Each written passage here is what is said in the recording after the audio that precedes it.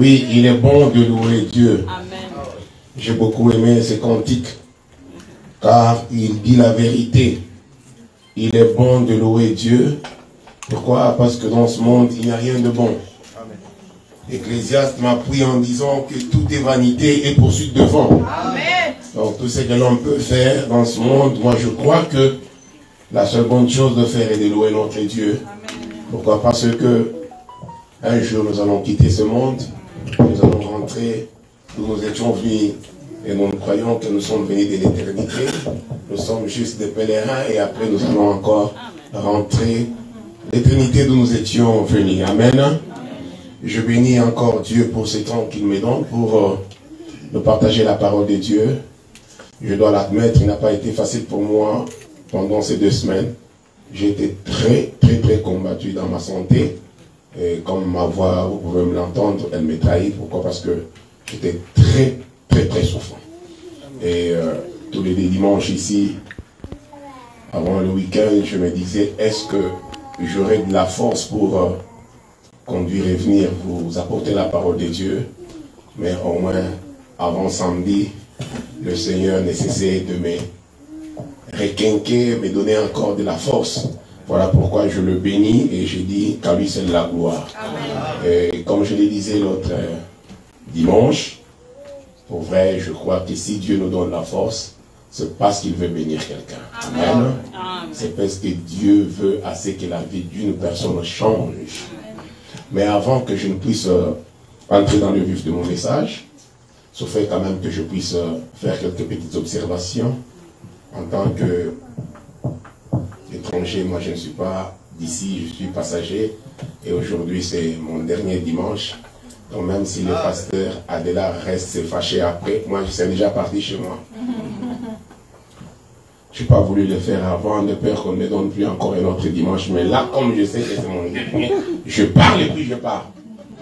Amen.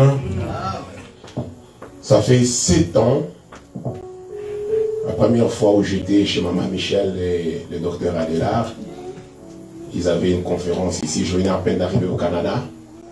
Vous avez invité ici avec mon jeune frère, Dieu merci. On est venu, on a passé le temps ensemble. Et voilà que 7 ans plus tard, je reviens.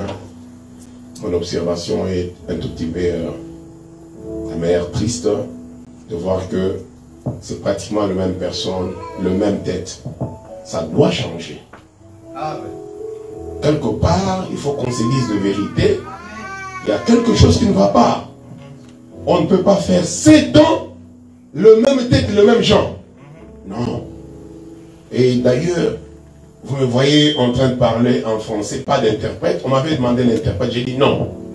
Je posais la question, ils vont m'interpréter en quelle langue? Ils disent en lingala, j'ai dit non. Ce n'est pas que je suis contre le lingala ou quoi que ce soit, mais je suis de comprendre.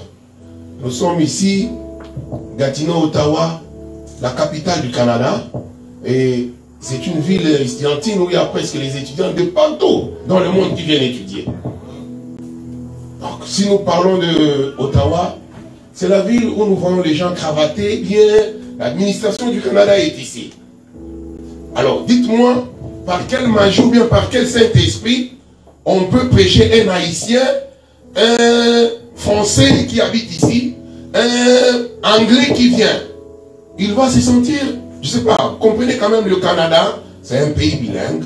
Prochainement, je souhaiterais que quand je viens ici, soit on m'interprète en français ou en anglais. Et d'ailleurs, j'aurais même voulu prêcher en anglais. Et je me dis, bon, si je commence à prêcher en anglais là-bas, peut-être c'est beaucoup de gens qui ne vont même pas encore entendre, ça sera encore un autre problème qu'on cherche d'interprète.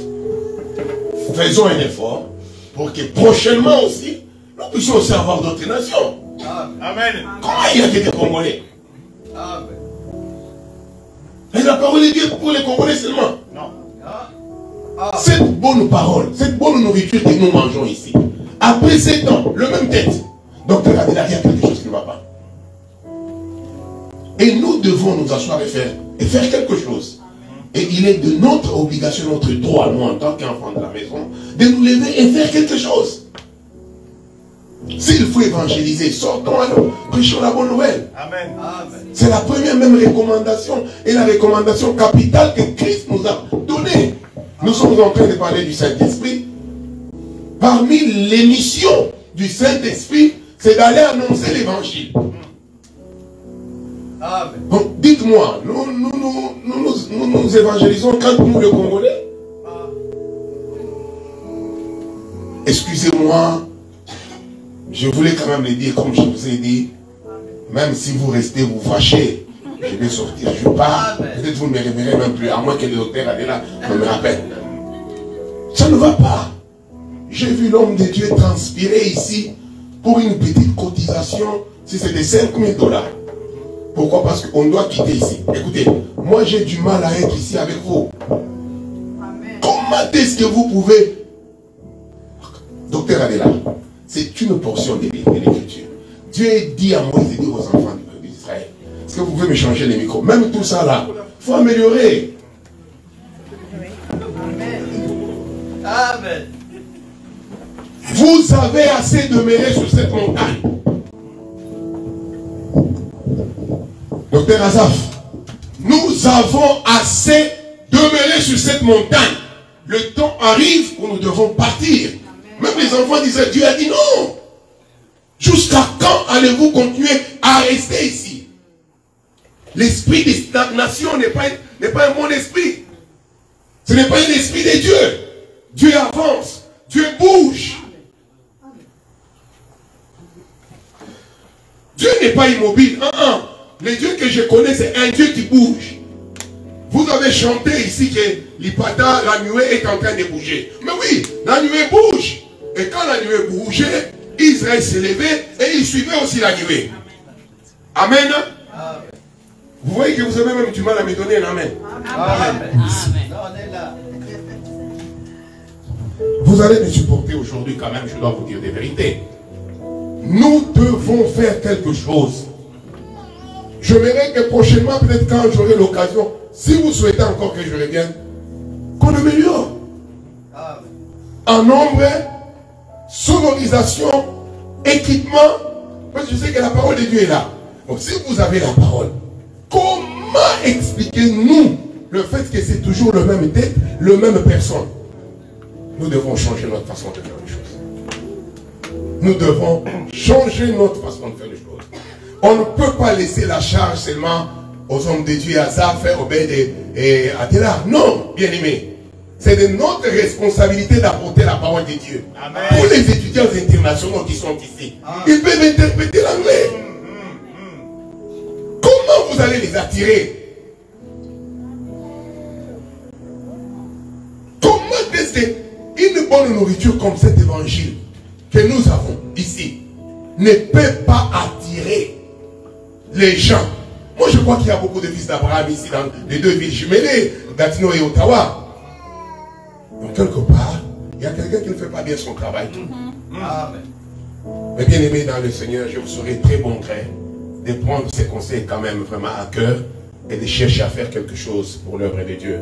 Amen. Travaillons pour notre Dieu. Nous l'avons chanté ici. Il est bon de louer Dieu. Louer Dieu n'est pas seulement chanter. Même aller prêcher sa parole, c'est adorer le Seigneur. Alors j'étais en train de nous parler du Saint-Esprit. La Bible dit, au commencement, Dieu créa le ciel et la terre. La terre était informe et vide. Mais l'Esprit de Dieu s'est mouvé au-dessus de la terre. Et du fait que l'Esprit de Dieu s'est mouvé au-dessus de la terre, la Bible nous démontre plus tard que l'Esprit de Dieu a communiqué la vie à la terre qui était informe et vide. L'Esprit de Dieu a donné la forme à la terre qui était cachée dans l'abîme. Et le vœu de mon cœur et ma prière, alors que je suis en train de passer, je sais que les 3 jours dont nous avons passé ensemble, Dieu est en train de faire quelque chose dans la vie d'une personne. Si ta vie n'avait pas de forme, au travers de ces messages que nous sommes en train de donner, que l'Éternel Dieu te donne la forme. Si ta vie était vide, où il y avait des domaines qui manquaient de choses, je prie que le Dieu de gloire, le Dieu qui accompagne sa parole par des signes et des prodiges, qu'il puisse remplir ta vie. Qu'il puisse remplir ta vie. Qu'il puisse remplir ta vie. Amen. Là où il y avait un vide, que le Saint-Esprit puisse combler ces vides. Là où il y avait une certaine informité, que Dieu te donne une bonne forme. Souvenez-vous, je vous ai dit que Le Saint-Esprit dans la Bible, il est typifié par plusieurs choses. Le sceau, le bâton, beaucoup de choses. Mais moi, il m'avait été demandé, le Saint-Esprit m'a mis à cœur de parler du Saint-Esprit comme un manteau. Amen. Amen. Et ça fait comme 2 semaines que nous sommes en train de marcher avec cela. Et je vous ai dit que le manteau en soi, c'est un habit ou un accoutrement que nous mettons au-dessus des autres vêtements. Quand tu portes le manteau, ça veut dire qu'il n'y a plus rien d'autre que tu vas mettre au-dessus. Donc c'est le manteau qui va te donner ta taille. C'est le manteau qui te donne la forme. C'est le manteau qui te détermine. Quand on te regarde, parce que tu as le manteau, on ne peut voir que le manteau. Pourquoi? Parce que c'est le dernier habillement que nous mettons au-dessus de tout autre habit avant de sortir. C'est pourquoi je disais que l'Esprit de Dieu, au travers de ces messages que nous avions suivis, puisse nous donner de la forme. Amen. Puisse nous donner une belle taille. Là où tu étais mal vu, je prie que la puissance du Saint-Esprit te donne une taille où le monde va te regarder et t'admirer. Où les gens tout autour de toi, dans ta communauté, va te regarder et voir ta belle taille cachée par l'Esprit de Dieu. Parce que l'Esprit de Dieu a le pouvoir de prendre dans la boue, dans le fumier et de faire asseoir avec le temps. Que cet Esprit de Dieu que nous avions proclamé ici, dont nous avions parlé ici, te localise, te trouve dans une difficulté, dans n'importe quelle situation dans laquelle tu étais. Que l'Esprit de Dieu te prenne là et t'amène en haut. Que l'Esprit de Dieu te tire de là où tu es, dans le nom puissant de Jésus. Je crois fermement que le Saint-Esprit agit. Que l'Esprit de Dieu donne la vie. L'Esprit de Dieu donne la forme. Je déclare sur vous qui m'écoutez aujourd'hui, que l'Esprit de Dieu vous donne la forme. Là où il n'y avait pas de forme dans vos vies, que vous puissiez avoir la forme. Même cette assemblée, cette forme ici comme un corridor, doit finir au nom de Jésus. Moi je crois que l'Esprit de Dieu est en mesure de le faire. Même la Bible le dit. Lorsque ce jour-là, le Saint-Esprit est descendu sur le 120, alors qu'ils étaient dans la cachette, lorsque l'Esprit de Dieu est descendu, ils sont sortis. Ils ont bouleversé la ville. Je prie et je déclare, par mon passage ici, que les 2 villes jumelées, Gatineau et Ottawa, seront bouleversées. Amen. Parce que le Saint-Esprit commence une œuvre nouvelle avec vous. Amen. Je déclare une nouvelle saison sur l'assemblée de Gatineau. Amen. Oh, même si vous ne dites pas Amen, moi-même je crois. Amen. Je mets fin à cette saison où vous aviez assez demeuré sur cette montagne. Que Dieu nous amène dans une nouvelle saison. Une saison de gloire, une saison de victoire, une saison de succès, une saison de réussite où tout va nous réussir car nous avons l'Esprit de Dieu. Plus rien ne va nous résister. Plus rien ne va s'opposer à nous. Pourquoi? Parce que l'Esprit de Dieu est en action. Pourquoi? Parce que l'Esprit de Dieu est en train de changer les choses. L'Esprit de Dieu est en train de changer les saisons. Je déclare une nouvelle saison dans ta vie. Amen. Amen. Alors nous savons tous notre texte de base. Nous étions dans les livres de 2 Rois 2, de 1 jusqu'à 14. C'est le texte de base que nous avions exploité pendant très longtemps. Mais je dois vous avouer, je sens l'Esprit de beaucoup parler aujourd'hui. Et comme c'est mon dernier jour, supportez-moi. Même si je déborde, comme je vous ai dit, après je vais prendre ma Bible et je pars chez moi. J'ai beaucoup de choses à vous dire. Je vais découper beaucoup de pièces. S'il vous plaît, je vous demande vraiment votre attention. Je vais découper plusieurs pièces pour qu'à la fin, nous puissions faire ressortir le manteau. Parce que le manteau, c'est un vêtement. Un vêtement, c'est court. En tant qu'un véritable tailleur, je vais découper plusieurs pièces, ça et là. Et à la fin, nous allons donner la forme au manteau. Amen. Et toi qui vas porter ce manteau, ta vie ne sera plus jamais la même. Amen. Amen. Amen. Alors notre débat c'est là, nous l'avions déjà lu et je sais que nous l'avions beaucoup lu. On ne va pas les lire faute de temps parce que nous tous nous les savons. Pour ceux qui nous sont suivi, mais ceux qui viennent à peine de nous suivre ou bien de commencer avec nous, vous pouvez lire cela dans les livres de 2 Rois, 2, 1 jusqu'à 14. Il est question d'Élie qui devrait partir. Je vous ai dit que Élie était le type de Christ qui n'avait pas de père ni de mère. Dans la Bible, il est parmi les seuls personnages avec Melchisedec dont on ne parle pas de leur généalogie. Et nous comprenons qu'Élie venait de l'éternité. Et enfin, Élie devrait aussi partir. Et je vous ai dit que la vie et l'enlèvement d'Élie étaient en train de nous renseigner sur l'enlèvement de notre Seigneur Jésus-Christ. Pourquoi? Parce que quand Élie doit partir, Élie doit laisser son esprit à un disciple pour la continuation de sa mission. Amen. Hein? Amen. J'insiste là-dessus parce que dans la Bible, nous avons 2 enlèvements avant celui de notre Seigneur Jésus-Christ. Et c'est pour une cause que nous avions ces 2 sortes d'enlèvements. Il y a beaucoup de gens, même en prêchant, vous l'avez peut-être déjà entendu, notre prédicateur nous faire croire que nous serons enlevés comme Élie. Moi, je ne pense pas que l'Église sera enlevée comme Élie. Les 2 raisons, je vous les ai données. La toute première, c'est que quand Élie était ou devrait être enlevé, les gens le savaient. Le fils du prophète qui était tout autour disait à Élisée, sais-tu que ton maître sera enlevé aujourd'hui? Donc tout le monde savait qu'il allait être enlevé ces jours-là. Or l'Église, quand elle sera enlevée, personne ne le saura. Personne ne sait. Même nous-mêmes, nous ne savons pas, ainsi dit la Bible. Ça sera comme dans un clin d'œil, le mort premièrement, et ensuite nous le vivants, nous suivons. Donc même nous-mêmes, nous ne savons pas quand est-ce que ce temps-là arrivera. Mais remarquez, avec Élie, tout le monde autour savait, même Élisée lui-même savait qu'aujourd'hui, mon maître allait être enlevé. Donc, là, comprenez que l'enlèvement d'Élie n'est pas à comparer avec l'enlèvement de l'Église. Si vous entendez des choses comme ça, refusez ça, n'acceptez pas. Amen. Élie, on savait qu'il partait. L'Église, on ne sait pas quand est-ce qu'elle partira. Je vais vous faire voir l'enlèvement de l'Église. La Bible déclare que Enoch marchait dans la crainte de Dieu. Il a marché avec Dieu. Pendant qu'il marchait, la Bible dit que Enoch ne fut plus. Dieu l'a pris. C'est comme ça que l'Église sera partie. L'Église partira alors qu'il est en train de marcher dans la crainte de Dieu. Voilà pourquoi il est impérieux pour nous les enfants de Dieu de nous accrocher à la parole de Dieu, de marcher dans la sanctification, de marcher dans la crainte de Dieu.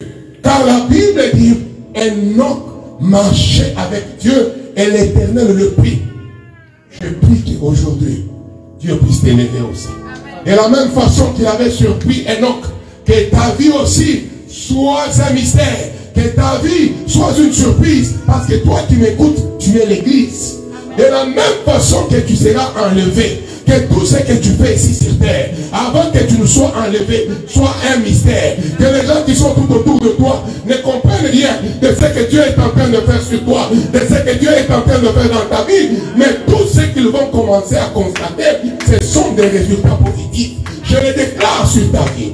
Je le prie et je le dis sur ta vie, toi qui m'écoutes. À partir d'aujourd'hui, ta vie devient un mystère. Ta vie devient une surprise. Personne, même le membre de ta famille, le membre de ta communauté, le membre de ton pays ne va comprendre ce qui se passe dans ta vie. Amen. Amen. Pourquoi? Parce que tu es l'Église qui sera enlevée par surprise. L'Église qui sera prise pendant que tout le monde ne sait pas ce qui se passe. Amen. Que ta vie soit dans une cachette. Amen. Où l'Esprit de Dieu va commencer à surprendre tes antagonistes, tes ennemis. Tout le monde va être surpris de ce que Dieu est en train de faire avec toi.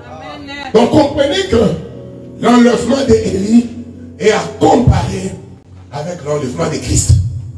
Pas avec l'Église. Mais l'enlèvement de l'Église se rapproche beaucoup plus à l'enlèvement d'Enoch. Amen.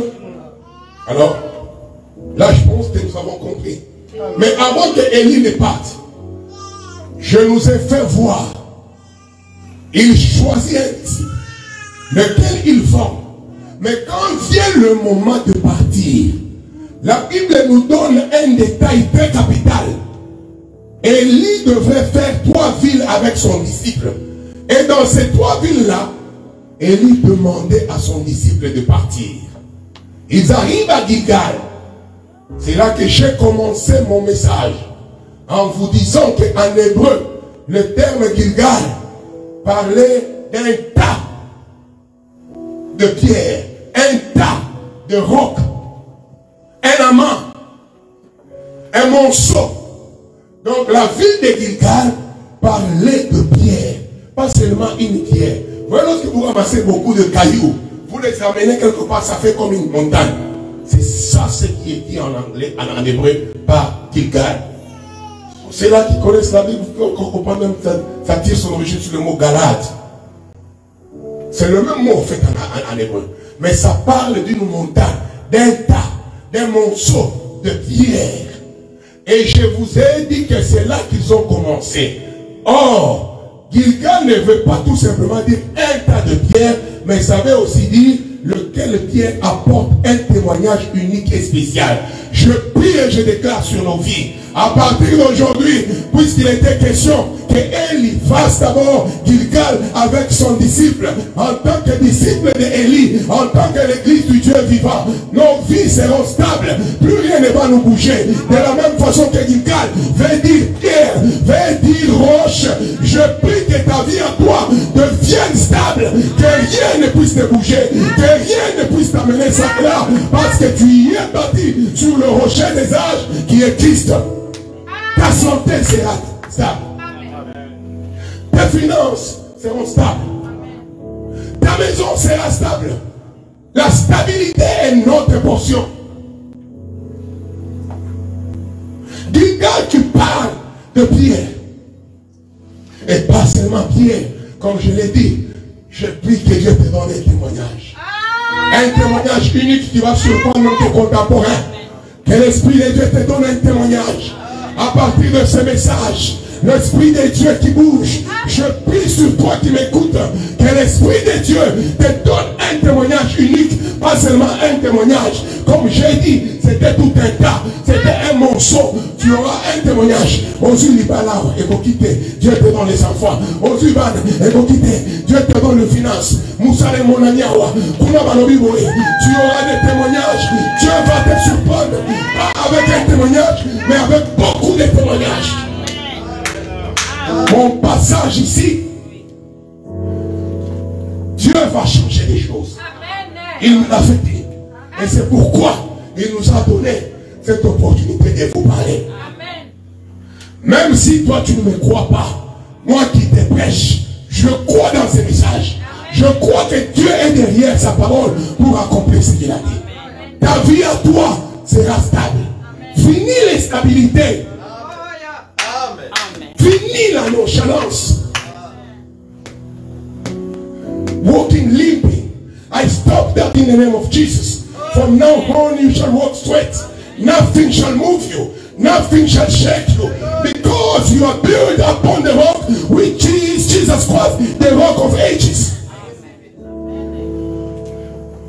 Les sorciers de ta fille, de ta famille, les gens qui te regardent avec un mauvais œil, ceux qui me disent et parlent de choses sur toi, à partir d'aujourd'hui, tu es en train de te stabiliser dans ton esprit. L'Esprit de Dieu te stabilise et Dieu te donne un témoignage. Et là, nous étions partis faire un autre voyage à Bethel. Je vous ai dit que Bethel était la maison de Dieu. C'est la deuxième ville qu'ils vont faire. Comment est-ce que nous avons Bethel? Cet endroit se fit avant appelé Luz. Quand Jacob fouillait son grand frère pour aller chez son oncle Laban. Je vais revenir là-dessus, hein, c'est moi. Je vous avais dit que j'ai découpé. Il arrive quelque part, fatigué, accablé par la fatigue et tout le stress qui l'entourait. Jacob va dormir. Il prend un caillou, il met comme une oreiller, il dort. Et pendant son sommeil, la Bible nous dit que Dieu va le visiter le soir, la nuit. Il va voir les anges monter et descendre. Les anges qui montaient et qui descendaient. Alors Jacob s'est réveillé. Il comprend que ici où je suis, c'est la maison de Dieu. Lui qui ignorait l'endroit, parce que l'endroit avait un autre nom, qui s'appelait Luz en anglais, en hébreu. J'aime beaucoup plus parler en anglais, hein, comprenez, j'ai beaucoup comme des difficultés. Alors, l'endroit s'appelait Luz, qui veut dire amandier, parce que cet endroit-là avait beaucoup d'amandes. C'est un arbre, hein. Pour ceux qui connaissent et qui comprennent la Bible, vous allez comprendre que la verge d'Aaron était faite au fait par le branche de l'amandier. Donc c'est là qu'il arrive. L'endroit s'appelait Luz, mais quand il met la tête, il dort, il comprend, il dit non, non, non, non. Ici, là, c'est la porte du ciel. Et il va se réveiller, il va changer ce nom. De l'amandier, de la verge, maintenant à la porte du ciel. Donc nous comprenons que là où il était, à Bethel où ils sont passés, c'est l'endroit où lorsque tu parles à Dieu, la porte est ouverte. Je prie et je déclare sur ta vie que tout ce que tu vas demander à Dieu, avec l'Esprit de Dieu, rien ne va te résister.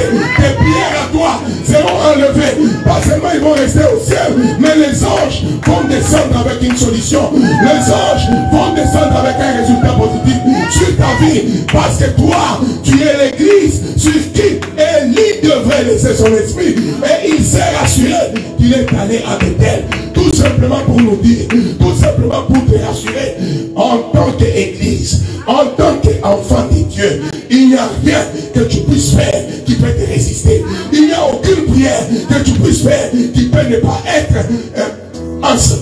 Oh my God, I don't know why I'm feeling like speaking in English. Can I go in English? So there is nothing that we shall do that heaven will not. Ça va? Yes. Go ahead. Bon. Le regard que le docteur Adela me donne là. La Bible dit que là il va voir le ciel ouvert. Et Jacob dit que ici c'est la porte. Une porte sert à entrer. Lorsque tu es sur une porte, ça veut dire que tu entres dans la maison. On t'ouvre la maison. En tant qu'église, j'aimerais que tu comprennes cette histoire. Lorsque l'Esprit de Dieu descend sur toi, l'Esprit qu'Élie devrait laisser sur son disciple, c'était un esprit rassurant qui voulait tout simplement dire: tout ce que nous demanderons à son nom nous sera donné. Voilà pourquoi je déclare sur toi qui m'écoute, à partir d'aujourd'hui, j'aimerais que tu approches le trône de grâce avec assurance, tout en sachant que toute prière que tu élèveras à Dieu, l'Éternel Dieu du ciel, le Dieu de Bethel, va prendre tes soucis, va prendre tes problèmes, va prendre tes questionnements, il les amène au ciel, et du ciel, du trône du ciel, il t'amène une solution favorable. Il t'amène une réponse positive. Aucune de tes prières ne restera sans réponse. Et pas n'importe quelle réponse, mais une réponse favorable. Parce que si vous regardez, vous allez voir que Jacob dit ceci. Il a vu les anges qui montaient et descendaient. Ça veut dire là où il était, les anges étaient là. Parce que les anges, comme ça nous pensons qu'ils sont au ciel. Donc, naturellement, il devrait voir les anges qui descendaient et qui montaient. Mais il voit, là où il était, là où il a mis sa tête, les anges qui quittent là-bas. Donc, comprenez, comme vous êtes là, là où vous êtes, l'Esprit de Dieu est avec vous. Et Dieu a ses anges à vos services. Tout ce que nous demanderons ici à Gatineau, au nom de Jésus-Christ de Nazareth, cela nous sera accordé. Il n'y a aucune prière que tu adresseras à Dieu qui ne sera pas répondue. Seigneur, je prie que par ces messages que tu m'as donnés, que ton peuple expérimente, que ton peuple voit que tu es un Dieu qui est derrière ta parole pour l'accomplir. Accomplis cette portion de l'écriture dans la vie de ma soeur. Accomplis cette portion de l'écriture dans la vie de mon frère. Accomplis cette portion de l'écriture sur cette assemblée de Gatineau. Que le ciel s'ouvre sur toi. Plus jamais, rien alors, une inspiration me vient. On amène à Jésus. Elle s'ouvre, oui. La Bible dit que Jésus prend ses doigts, il met, il regarde en haut, il crie Ephrata. Mais avant de crier Ephrata, la Bible dit qu'il a d'abord soupiré. Ça, c'est tout un enseignement des soupirements de Jésus. Mais quand il dit Ephrata, il déclare, ciel, ouvre-toi. Oh, certains de nos problèmes, c'est parce que le ciel nous est fermé. Alléluia. Beaucoup de soucis que tu as, c'est parce que le ciel t'est fermé. Mais à partir de ce message, je déclare sur toi qui m'écoutes, puisque tu as commis le bonheur de m'apprêter tes oreilles, que Dieu te fasse grâce, que ton ciel soit ouvert. Je déclare sur ta vie que le ciel s'ouvre, que le ciel t'entende et que le ciel te réponde favorablement. Faute de temps, j'ai déjà parlé de ça, n'est-ce pas? C'est juste je suis en train de rentrer dans ce que j'avais déjà dit. Ils vont finalement arriver sur Jéricho. Quand ils font Jéricho, Élie encore à Élisée, reste.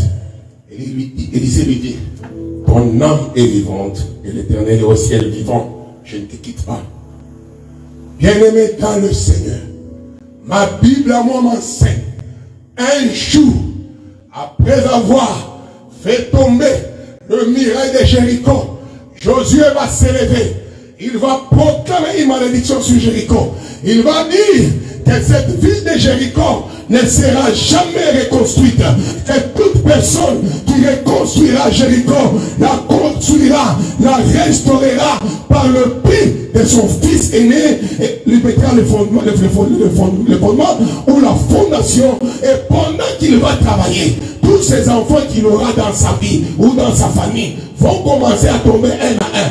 Autant où il arrive au sommet, pour mettre la porte et finir, le fils cadet va tomber. Donc pour reconstituer, pour restaurer Jéricho, il fallait qu'on constate la mort de l'aîné et la mort du cadet, afin que Jéricho soit reconstitué. Or Jésus nous dit, nous sommes une ville bâtie à la montagne. Nous l'église de Dieu, nous sommes toute une ville comparable à Jéricho qui avait une malédiction pour être constituée, pour être restituée, pour être restaurée. Il fallait qu'on constate la mort du premier-né et du fils cadet. Oh, nous savons dans la Bible, il y a quelqu'un qui s'appelle Alpha et Omega, le premier et le dernier, le commencement et la fin, l'introduction et la conclusion de toutes choses. Jésus-Christ de Nazareth, c'est lui qui est le fils premier-né et le fils cadet. Parce que si vous avez un enfant, c'est votre enfant là qui est en même temps l'aîné et le cadet. C'est d'ici que Jean 3, 16 me vient au secours. Car Dieu a tant aimé Jéricho qu'il a donné son fils premier-né et son fils cadet, afin que Jéricho soit reconstitué, afin que Jéricho soit restauré. Je déclare sur ta vie, toi qui es une ville, aucune malédiction de ta famille, aucune malédiction de tes gens, aucune malédiction de tes ennemis ne sera plus sur toi. Parce qu'il y a un premier-né et un cadet qui a payé de sa vie, afin que toi, tu sois reconstitué, afin que toi, tu sois restauré. Amen. Je prie et je déclare la restauration sur ta vie. Amen. Toi qui m'écoutes aujourd'hui, toi qui entends le son de ma voix, quel que soit ce qui t'accablait, quel que soit ce qui te retenait, je déclare, par les ressuscités du troisième jour, l'alpha et l'oméga, lui, le fils qui a payé de sa vie, afin que la vie de Jéricho soit reconstituée. Toi qui m'écoutes, tu es restauré. Toi qui m'écoutes, aucune malédiction ne te touchera. Vous permettez que je puisse encore monter? Vous permettez que je monte? Je vais monter. Il est dit, il posera le fondement au prix de son fils premier-né et il va finir avec la porte au prix de son cadet. Donc nous comprenons, il y a deux choses. Comme je vous ai dit, l'alpha et l'oméga. Mais l'alpha, il pose le fondement. Il pose la fondation. Or, quand nous parlons de la fondation, nous parlons de tout ce qui est stable, de tout ce qui ne peut pas bouger. C'est ça la fondation et notre foi. Je prie et je déclare sur toi qui m'écoutes, sur toi qui as suivi cet enseignement, que Dieu te stabilise, qu'il te donne une foi ferme, qui ne bouge pas devant les obstacles, qui ne bouge pas devant le problème. Ah, vous êtes trop fort, vous n'êtes pas habitué. Il y a des choses comme ça ou comment? J'écris beaucoup. Hein? Bon, je sais qu'elle n'est pas le docteur Adela et Azaf. Et il parle tellement très religieusement. Moi, je ne suis pas comme ça. Je vous ai dit, c'est mon dernier jour. Ils vont revenir comme rite. Ils vont glaner derrière les serviteurs de Boaz. Ils vont quand même ramasser tout ce que nous avions fait. La Bible dit qu'il est né poser les fondements. Que Dieu te stabilise dans la foi. Que rien ne puisse te bouger. Aucune situation ne te bougera. Aucun problème de ce monde ne va bouger ta foi. Parce qu'en ce moment, en ce jour, au moyen de la parole que je prononce de Dieu, que Dieu te stabilise dans la foi. Que rien ne puisse te bouger. Pourquoi? Parce que le Fils aîné, Jésus-Christ, le premier maître de mort, a payé de son prix. La stabilité est ton partage. L'immobilité est ton partage. Il n'y a rien qui va te bouger. Il n'y a rien qui va t'enlever. Toi, tu seras stable. Dans ton mariage, tu seras stable. Dans tes études, tu seras stable. Dans ton travail, tu seras stable. Dans tes projets, tu seras stable. Tes enfants seront stables. Que celui qui croit avec moi dise Amen. Et cela lui sera fait au moyen de sa foi. Je disais, la deuxième chose était le fils cadet. Or, je vous ai parlé de la porte. N'est-ce pas? La Bible, c'est une répétition des choses. La même chose qui s'est fait à Bethel de la porte. Quand on place une porte, cela veut dire, on parle de la sécurité. On parle de la protection. On parle que tout est bouclé. Plus personne ne peut entrer sans autorisation. Je prie et je déclare sur ta vie, les sorciers de ta vie, les ennemis, toute personne qui te regarde avec un mauvais œil, ils te verront, mais ils n'entreront pas dans ta vie. Ils te verront, ils ne toucheront pas tes finances. Ils te verront, ils ne toucheront pas tes enfants. Ils te verront, mais ils n'entreront pas dans tes projets. Dans tes études, je mets un terme. Aucun sorcier, aucune personne d'une mauvaise foi ne te touchera. Ni tes enfants, ni toi-même qui m'écoutes, ni tes finances, ni ton mari, ni ton épouse, ni sur ton travail. Dans le nom de Jésus-Christ. Lui, le fils cadet qui a payé. Retenez, hein, je vais revenir sur ça. Je suis en train de découper. Parce qu'à la fin, je vais parler de Ruben et de Benjamin. Je vous ai dit que je vais beaucoup parler, n'est-ce pas? Retenez tout ce que je dis. Parce qu'à la fin, je vais reconstituer. Et nous allons tous avoir un manteau. Déjà 30 minutes. Saint-Esprit aide-nous à finir. Quand il finit avec Jéricho, Élie demande à Élisée. Élisée reste. Élisée dit non. Alors ils vont aller traverser Jourdain. Je vous ai expliqué Jourdain. Mais avant d'aller là-bas, il y a des choses que je veux que vous puissiez comprendre. Je parlais des 3 vies ici, comme étant les 3 ans de ministère dont Jésus a fait avec ses disciples. Lorsque vous voyez Jésus avec ses disciples, avant de partir, Christ a fait 3 ans. Et dans ces 3 ans-là, on voit quelque part où il dit aux disciples, partez. Et Pierre lui a dit, à qui irions-nous? C'est toi qui as la parole de vie. Amen. Ils ont refusé de les quitter, comme Élisée. Et je vous ai dit autrefois que les 3 villes ici parlaient tout simplement de la Torah, qui est les 10 commandements. Ça parlait de Ketuvim et Nephim, qui est la loi, le psaume et les prophètes. Et je vous ai expliqué comment la loi était écrite sur le pierre. C'est ça Gilgal. Gilgal symbolisait le pierre, ça vient du mot pierre. La loi de Moïse a été écrite sur le pierre. Je vous ai parlé de Bethel, qui est la maison de Dieu. C'est dans la maison de Dieu où nous voyons le serviteur de Dieu. Les psaumes, les prophètes, les sacrificateurs. C'est dans la maison de Dieu que ces serviteurs travaillent. Et je vous ai parlé de Jéricho. Je vous ai dit que pour que Jéricho tombe, il a fallu qu'Israël tourne tout autour de Jéricho en chantant. La seule ville au monde a été conquise avec les chants.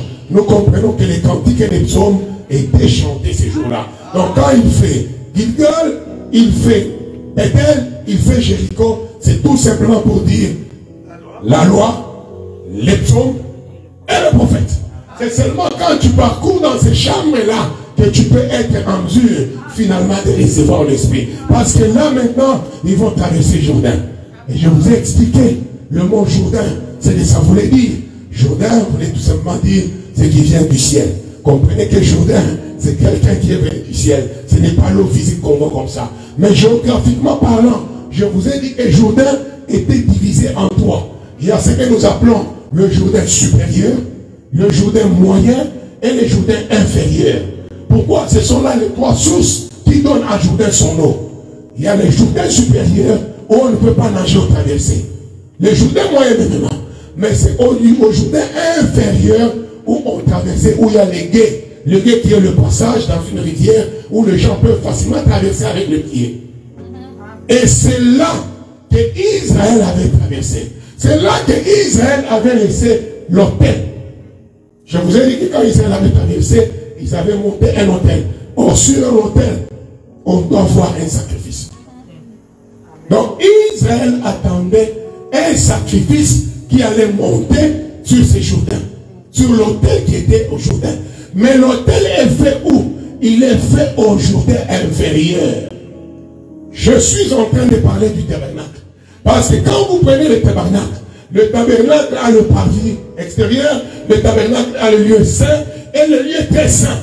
Et le peuple qui venait ne pouvait pas entrer. Le peuple se limitait tout simplement au parvis extérieur. Et qu'est-ce qui s'est passé au parvis extérieur? C'est là qu'on égorgeait le bête.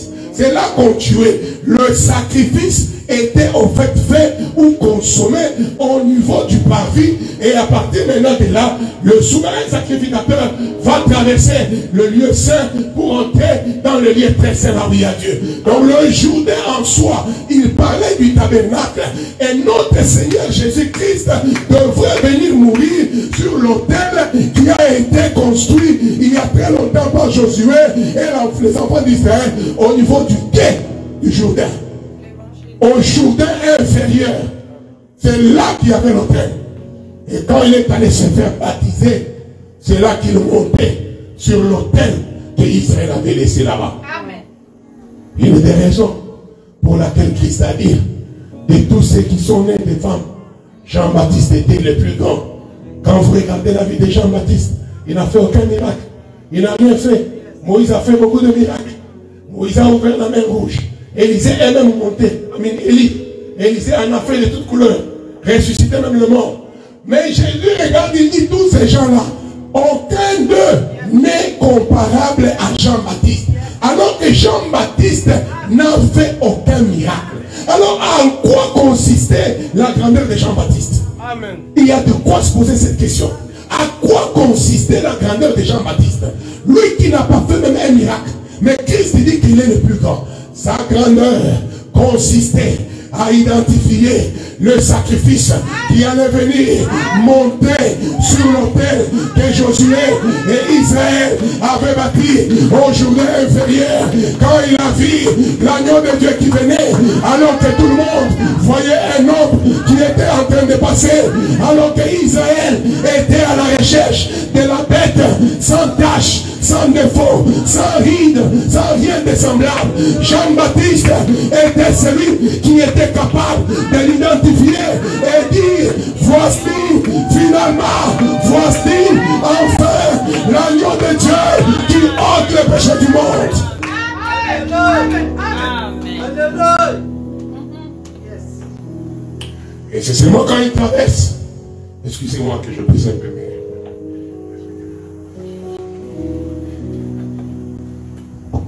Amen. Je ne sais pas comprendre pourquoi vous êtes si froid. Et pourtant nous sommes pendant l'été, il fait très chaud. Il n'y a que moi qui transpire. Moi j'aime prêcher avec l'audience. Quand il traverse, il lui demande, je vais te donner. Élisée va lui dire, ton esprit, il n'a rien demandé d'autre, son esprit. Il avait identifié que tout ce qu'il y était, c'était son esprit. Et finalement, il lui dit, si tu ne veux pas partir. En partant, la Bible dit qu'il va laisser le manteau. Je vous ai dit, naturellement, clairement, nous pouvons tous déduire que le manteau symbolisait l'esprit qu'il avait demandé. Parce que l'autre lui avait dit, si tu me vois monter, et il a vu monter. Physiquement, dans la nature comme ça, il lui a laissé un manteau. Or, un esprit n'est pas visible, il est immatériel, immortel, intouchable. Mais naturellement, dans le physique, Élisée voit un manteau qui tombe. Il se précipite, je vous ai parlé. Il déchire ses habits. Je nous ai exhorté de laisser nos vieilles habitudes. Le vieil homme qui habite en nous, nous devons nous débarrasser. Tu ne peux pas vouloir l'esprit de Dieu, prendre l'esprit de Dieu et mettre sous le vieil homme. Il fallait d'abord qu'il se débarrasse du vieil homme. Quand il prend finalement le manteau qui est l'esprit d'Élisée, il va faire ce qui était le dernier miracle d'Élie. Mais lui, en tant que disciple, en tant qu'église, le premier miracle que lui fait, c'est de traverser des Jourdains. Je nous ai encore exhorté comment le baptême était capital et impérieux dans la vie d'un enfant de Dieu. Dès que tu renonces aux œuvres mortes, dès que tu renonces à la vie ancienne, tu dois passer par le seau de baptême. Tu dois mourir et ressusciter avec Christ. Tu dois monter sur l'autel, renier à la vieille vie et ressusciter. Et ici, j'avais interdit les différentes sortes de baptême que le monde est en train de donner aujourd'hui. Il n'y a qu'un seul baptême. Et ce baptême est donné au nom du Seigneur Jésus-Christ. Mourir et ressusciter avec Dieu. Les autres là, ce ne sont pas de baptême. J'insiste et je dis, c'est vrai. La Bible m'appuie. Et de là, bien aimé, je nous ai dit, alors comprenons.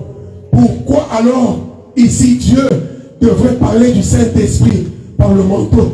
Je vous ai donné une écriture dans Exode 22, 25, où la Bible disait, si quelqu'un te doit de l'argent, tu iras lui prendre son manteau.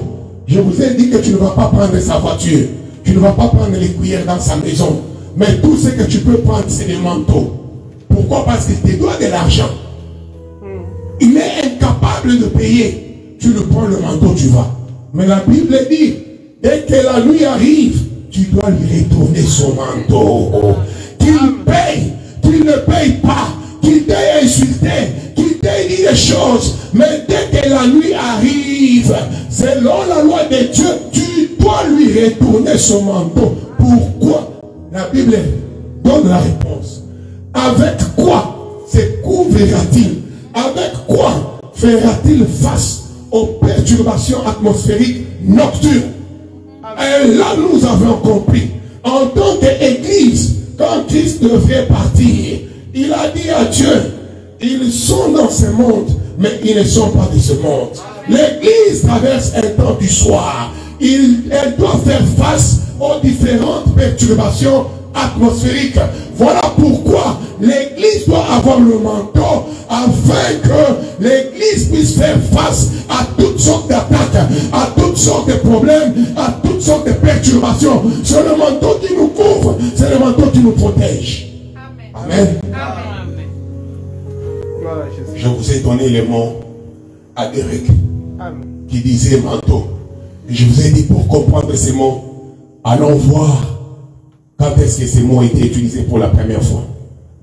Et nous avions fait le voyage.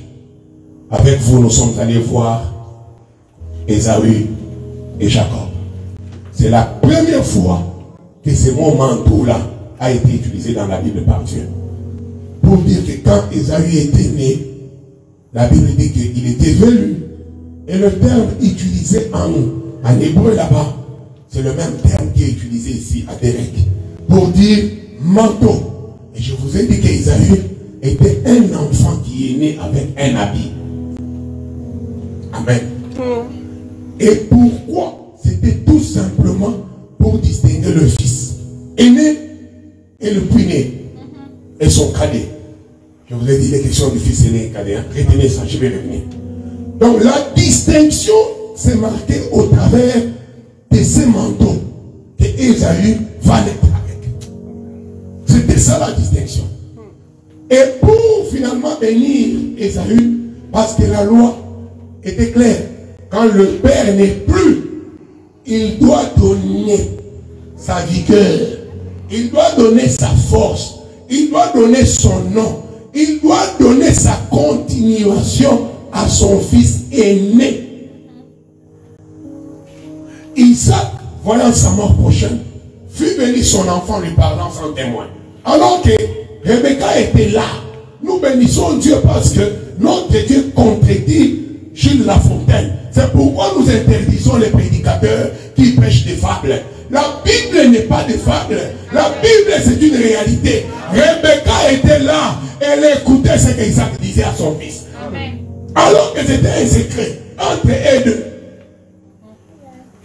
Et Ésaü, je vous ai dit, il est sorti en précipitation. Il a laissé le manteau.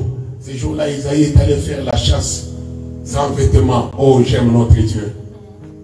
Il a laissé le manteau et le fils cadet va finalement prendre le manteau. Amen.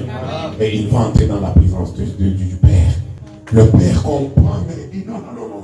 Tout là, je ne suis pas convaincu. Mais une seule chose qui me prouve que c'est mon fils qui a besoin du pouvoir, de la continuation, c'est le manteau. Je vous ai dit que le manteau nous distingue. Amen. Toi qui es venu m'écouter pendant ces 3 jours de marche, que Dieu te distingue dans tout ce que tu fais. Amen.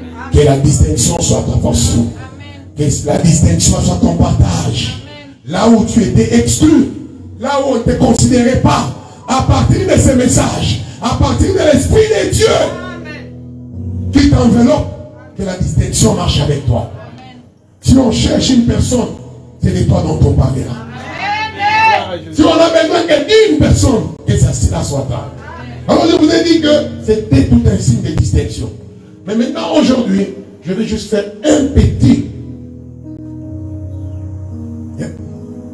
Je voudrais m'apaisantir sur ceci. C'est la seule petite chose que j'apporte aujourd'hui, puis on va finir là-bas. Vous comprenez que le fils aîné doit laisser la place au cadet, n'est-ce pas? Et c'est par le manteau qu'il lui laisse. Alors je voudrais que nous puissions prendre une portion de l'écriture. Nous allons lire dans les livres de...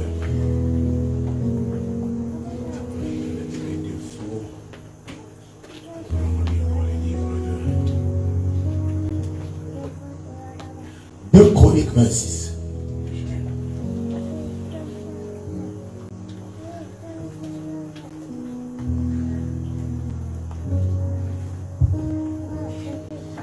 Le verset. Vous pouvez commencer au verset 1er, docteur. 2 Chroniques chapitre 26. Nous commençons par le premier verset.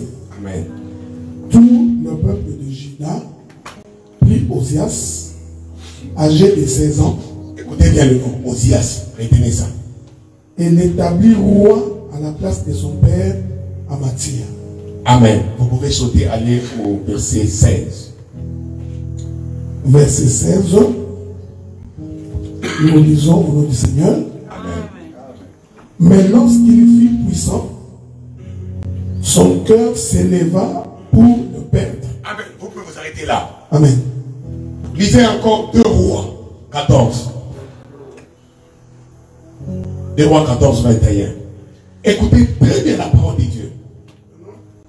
Nous prenons le livre de 2 Rois chapitre 14.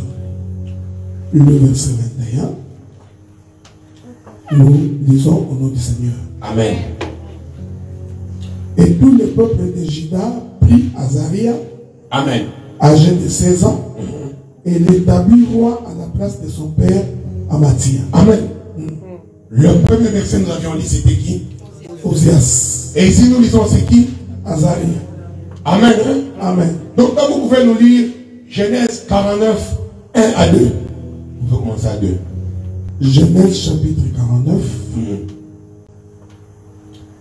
verset 2 ou verset 1? 1 à 2. 1 à 2.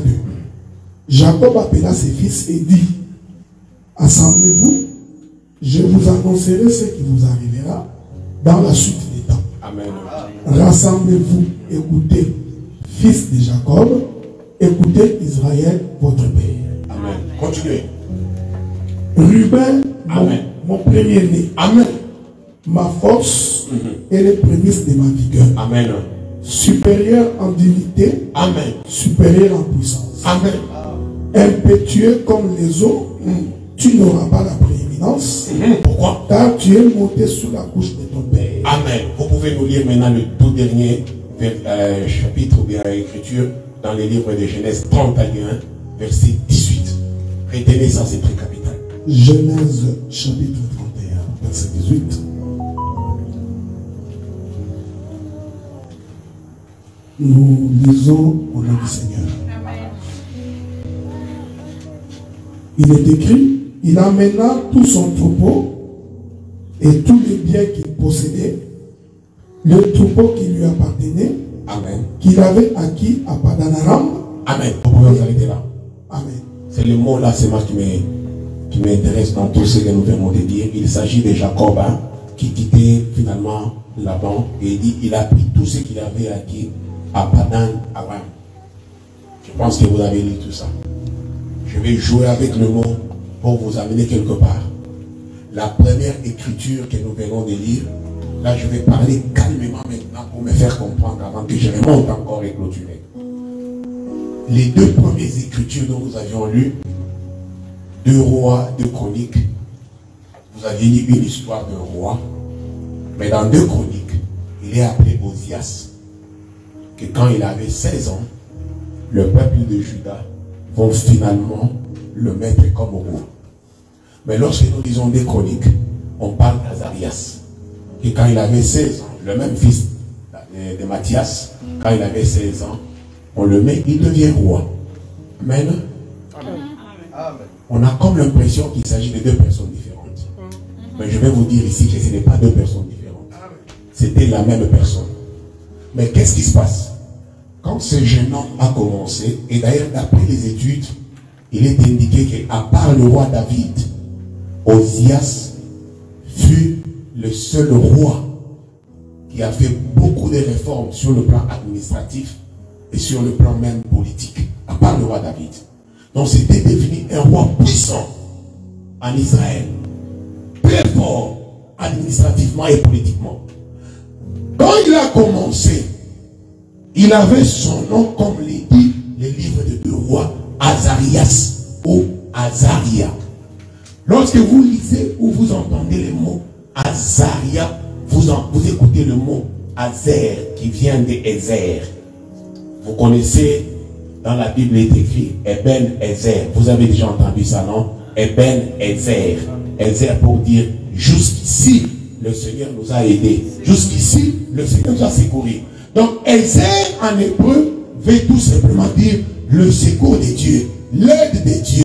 C'est de là que ce mot Azaria est venu. Donc cet enfant, quand il est né avec le nom de les secours de Dieu. Je ne puis rien sans Dieu. Donc il avait un nom qui les rattachait à l'humilité, à la reconnaissance de Dieu, que lui c'était un enfant. C'était ça son nom. Il a évolué comme ça. Mais quand il fut grand, nous l'avons lu avec les docteurs, son cœur va l'amener à se perdre. Quand il va constater, quand il va voir toutes ses réalisations, tout ce qu'il a fait sur le plan politique, l'administration, il était devenu puissant. Finalement, il va changer son nom d'Azarias à Osias. Amen. Or, Osias, en hébreu, vient de comme ça, qui veut tout simplement dire force. Mais il va ajouter à la fin de ces jours les cas pour dire concert, qui veut tout simplement dire je suis fort comme l'Éternel. Donc quand il devient grand, quand il devient puissant, il change son nom à cause de ses réalisations, à cause de tout ce qu'il a fait. Mais Azarias, ce qu'il voulait tout simplement dire, Dieu est mon aide. Dieu est tout pour moi, mais il devient finalement grand, puissant, il devient grand, un homme mature, avec toute la force et la vigueur. Il change son nom, il devient, je suis grand comme Dieu. Or, je connais un homme qui a dit tout ce qui est au Père est à moi. Tout ce que le Père a est à moi. Donc il s'est comparé finalement au Père quand il est devenu grand. Il vit un temps où il était petit, Dieu était tout pour lui. Le Père était tout, le Père était son appui. Mais quand il grandit, quand il devient grand, finalement, Azaria, qui est le fils ici, il quitte la position d'être un enfant, il se compare finalement au Père. Amen. Amen. Est-ce qu'on est là? Amen. Donc, je suis dans le monde. Amen. Vous êtes trop calme aujourd'hui. Docteur Adela, c'est à vous. Non, je parle. Vous êtes trop calme, mon docteur. Quand il devient grand, il change de nom. Amen. Il devient que je suis comme Dieu. J'ai la même force comme Dieu pour traduire ce qui lui a fait grand. Et nous avons lu quelque part que son esprit va l'épouser. J'aime Dieu. Donc Dieu maintenant entre dans cet homme pour lui dire, tu es devenu grand. Tu es devenu maintenant mature. Judas, le temps est arrivé où tu dois maintenant monter sur la couche de ton père, où tu dois quitter l'enfance et monter sur la couche de ton père, parce que tu es devenu grand, Judas. Quand Judas comprend qu'il est devenu grand, il dit non, non, non, non, le temps est arrivé où tout ce qui est au père est à moi, tout ce qui appartient au père est à moi. Judas quitte la position d'enfance, il monte sur la couche de son père, et par conséquent, pendant la bénédiction du père, le père qui avait gardé ses histoires dans son cœur, la Bible dit, il regarde Judas, il dit, puissant impérieux, tu n'auras pas la prééminence. Judas est déchu de son droit d'aînesse. Ruben plutôt, merci beaucoup. Ruben est déchu de son droit d'aînesse. Lui qui était supposé être le premier-né, lui qui était supposé prendre tout ce qui était au père et être à lui, et parce qu'il l'a fait, on va le déchoir de son droit d'aînesse. On va l'enlever le manteau du droit d'aînesse. Ruben va finalement devenir nu. Ruben va perdre le droit. Ruben ne sera plus l'aîné. Or, de Ruben, dans Genèse 31, il est dit, Ruben était né à Padan Aram, là où Laban vivait. Tous les enfants de Jacob sont nés à Padan Aram. Or, la région Padan Aram fait dire ce qui est grand, ce qui s'élève, ce qui se donne la fierté. Et pourtant Canaan fait dire la terre qui est en bas. C'est là que Benjamin va naître. Il est le cadet qui n'était pas né là où il était grand. Mais lui il est né là où il était trop bas. C'est pourquoi je vous ai dit avant, il fallait que l'aîné meure et que le cadet aussi meure. Ici nous voyons le cadet qui s'élève, qui est né à Padan Aram, qui veut dire grandeur, qui veut dire élévation, qui veut dire tout ce qui est grand. Et nous voyons le cadet qui lui est né dans la terre inférieure. Amen. C'est seulement quand l'aîné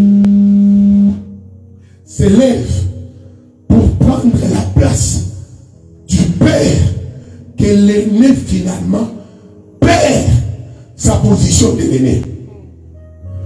Pour que Judas perde la position, bien-aimé, Judas est allé prendre la concubine, la femme de son père. Et c'est ce qui a fait que Ruben, je ne sais pas pourquoi je parle de Judas, Ruben, qui était le fils aîné, prend la position du père. Et Ruben va perdre le droit d'aînesse. Il va perdre le manteau qui était sa distinction, qui était sa force, qui était tout ce qu'il pouvait avoir.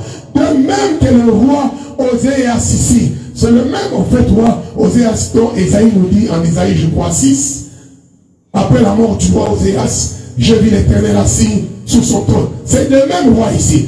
Mais quand il devient grand, il quitte que Dieu est mon soutien, Dieu est mon aide, il devient maintenant, je suis fort comme Dieu. C'est seulement quand il était devenu fort comme Dieu, lui le Fils, il se fait comme le Père, que la Bible dit, Dieu va les frapper de la lèpre et il va être chassé afin de donner sa place à une autre personne.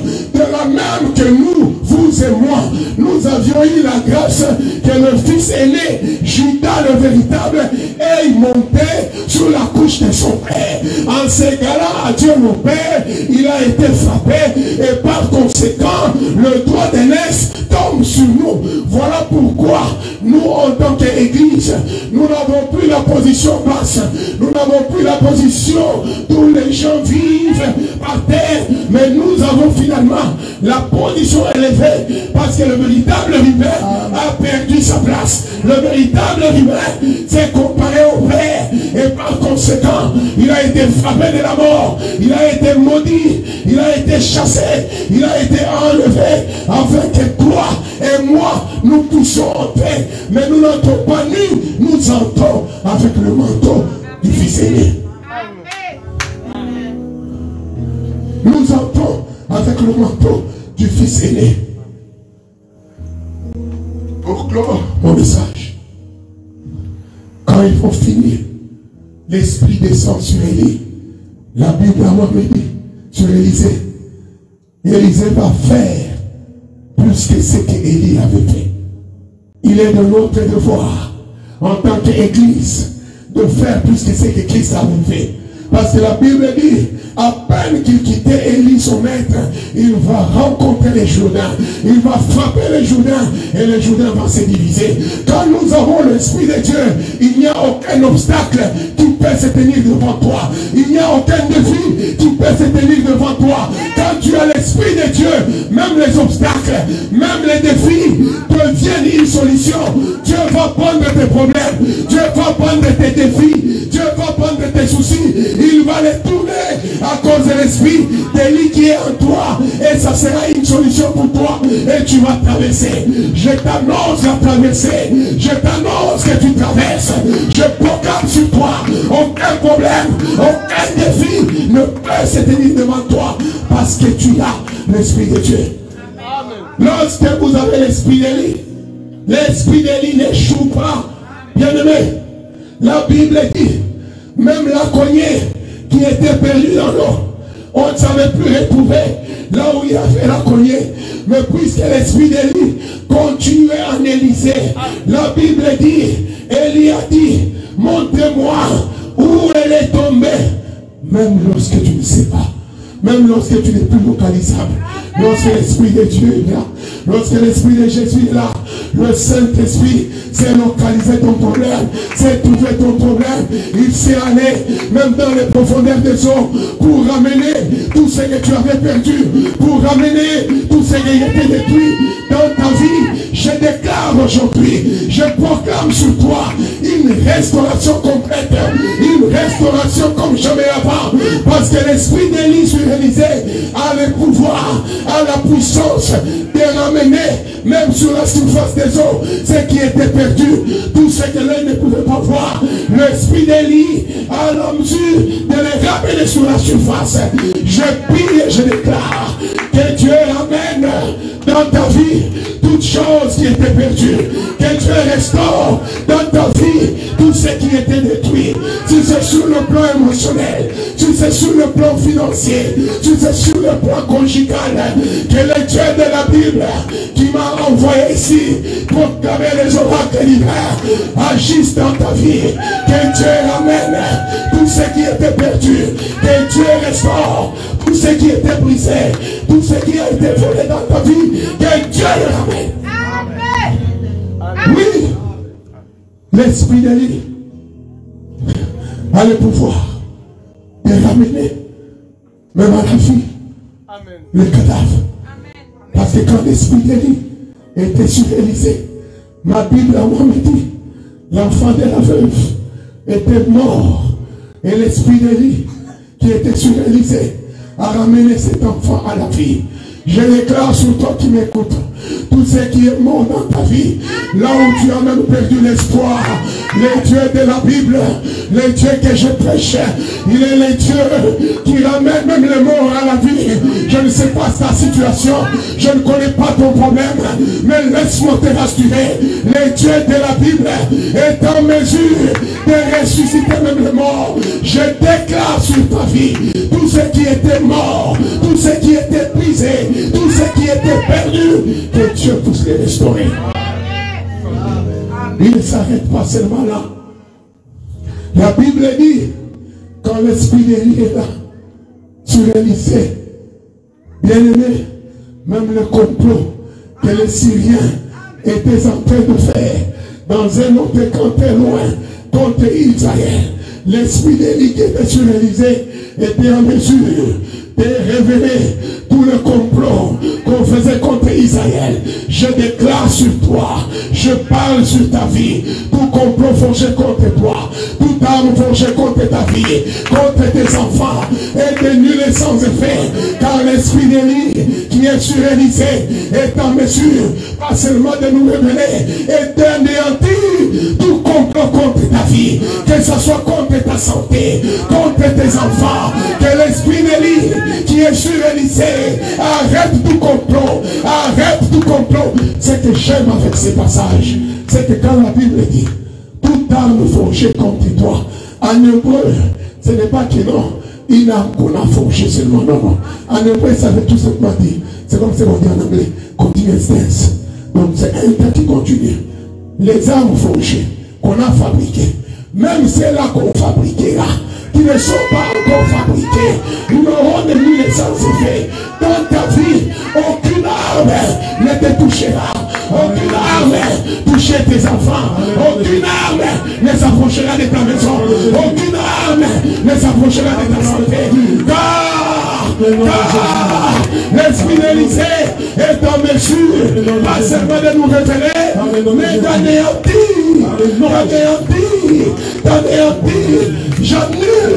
J'annule toute malédiction prononcée sur toi. J'annule toute malédiction prononcée sur ta vie. J'annule toute malédiction prononcée contre ta maison.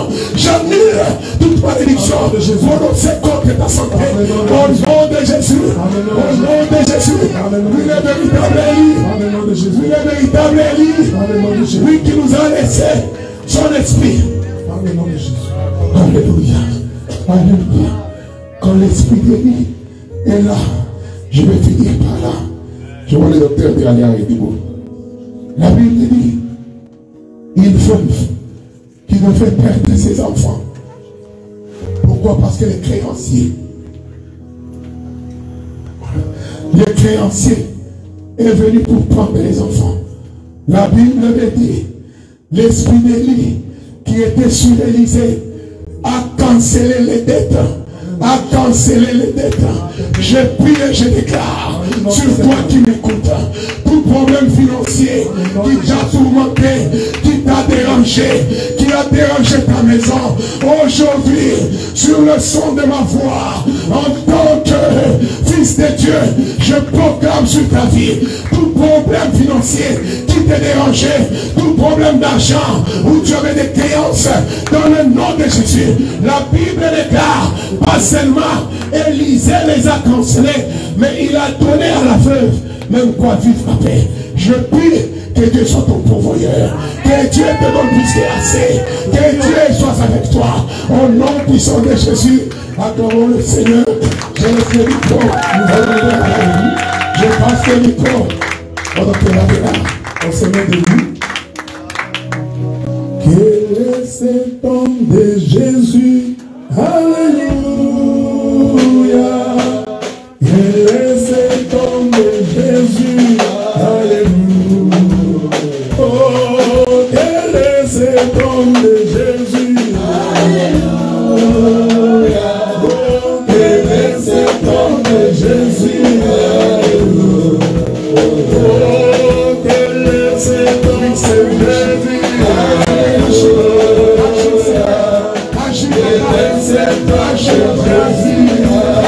agis au milieu de ton peuple. Agis au milieu de ton peuple, Jésus.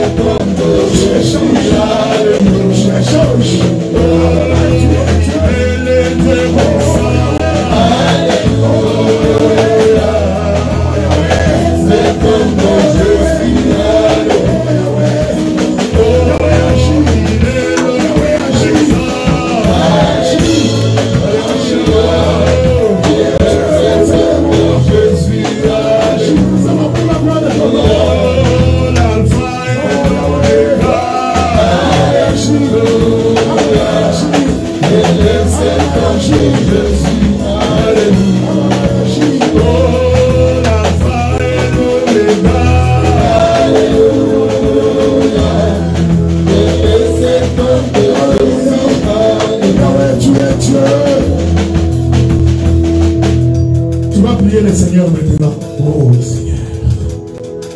Considère que tu es venu devant celui qui a la réponse à ta question. Oh Seigneur, agis.